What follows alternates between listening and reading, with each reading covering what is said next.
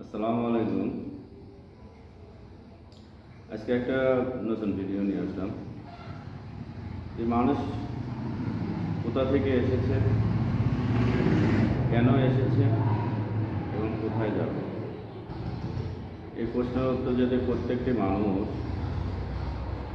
চিন্তা ভাবনা করে তাহলে পৃথিবীতে এসে কখনো খারাপ কাজ করতে পারবে না। মানুষ ছিল জান্নাতে, সেখান থেকে আল্লাহকে রব বলে স্বীকার করে মাতৃগর্ভের প্রথম স্টেশন ওখানে এসেছে, ওখান থেকে পৃথিবী নামক দ্বিতীয় স্টেশনে এসেছে, আবার এখান থেকে কবরে যাবে, সেটা তৃতীয় স্টেশন, আবার সেখান থেকে তাকে জীবিত করে হাসরের ময়দানে শেষ স্টেশনে নিয়ে যাওয়া হবে এবং তারপরে আবার সে যদি ভালো কর্ম করে তাহলে জান্নাতে ফিরে যাবে। এই যে একটা চেইন, এটার মাধ্যমে কিন্তু আল্লাহ তাআলা প্রতিটা মানুষকে পৃথিবীতে প্রেরণ করেছে।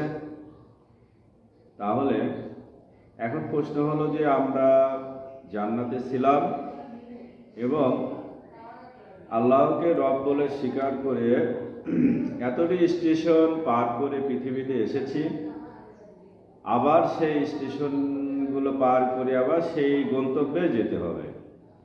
তাহলে পৃথিবীতে কেন এসেছি আর কিভাবে বাজাবো? পৃথিবী একটা পরীক্ষা কেন্দ্র। এই পরীক্ষায় উত্তীর্ণ হওয়ার জন্যই পৃথিবীতে আল্লাহ তাআলা আমাদেরকে প্রেরণ করেছে এবং সেখান থেকে সফলকাম হওয়ার জন্য আল্লাহ তাআলা দুইটা আমাদেরকে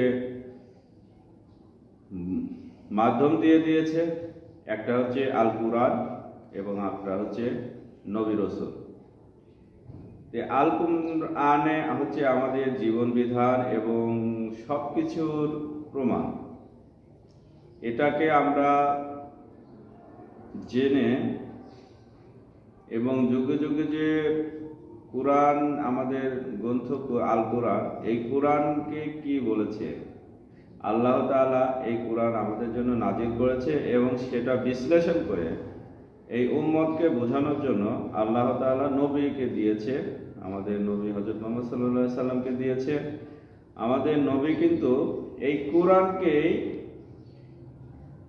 বিশ্লেষণ করে উম্মতকে জানিয়েছে তুমি পৃথিবীতে কি কি কাজ করতে পারবা এবং এই কাজগুলো যদি সফলভাবে করতে পারো তাহলে আমরা এরপরে যে স্টেশন কবর সেখানে যাব, তারপরে ওখান থেকে আমরা একদিন হাসরের ময়দানে উপস্থিত হব এবং এই দুনিয়ার যে কর্মগুলো আমরা নবী দেখিয়ে দিয়েছেন সেটার মাধ্যমে যে করলাম তার পরিপ্রেক্ষিতেই কিন্তু আমরা সেই হাসরের ময়দানে উত্তীর্ণ হয়ে আবার সেই নির্দিষ্ট সেই জায়গাতেই ফিরে যাব।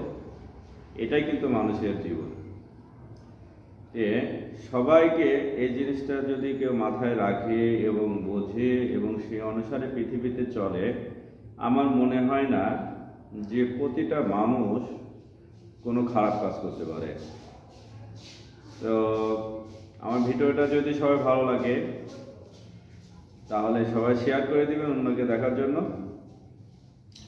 সবাইকে ধন্যবাদ। আসসালামু আলাইকুম।